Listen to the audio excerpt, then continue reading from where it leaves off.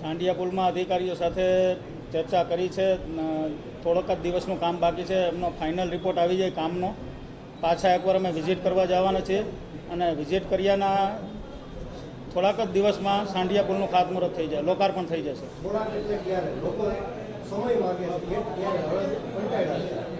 બંને એટલા ઝડપથી લગભગ 2 કે 3 દિવસમાં કામ પૂર્ણ થઈ જશે.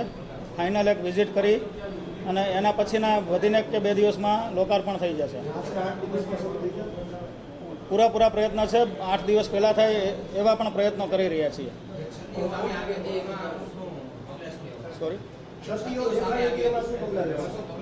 એમાં પાણીનો નિકાલ યોગ્ય રીતે નહોતો કર્યો. જે દિવાલ હતી એનું ફિનિશિંગ લેવલ નબળું હતું. એ બધું સંપૂર્ણપણે અત્યારે લગભગ 80% કામ થઈ ગયું છે. એ આપણને ફાઇનલ રિપોર્ટ આપે કે કામ અમારો લેવલથી પૂર્ણ થઈ ગયું છે. પછી ફાઇનલ અમે એકવાર વિઝિટ કરશું અને પછી બને એટલું ઝડપથી આપણે લોકોની સુખાકારી માટે લોકાર્પણ કરશું. પાણી નિકાલ માટેની વ્યવસ્થા ભૂલાઈ જાય માત્ર નોટિસથી ચલાવી લેવાશે કે બ્લેકલિસ્ટ કરાશે? ના, જરૂર પડે તો બ્લેકલિસ્ટ પણ કરશું, પણ એકવાર વોર્નિંગ આપી છે અધિકારીઓને અને એજન્સીને.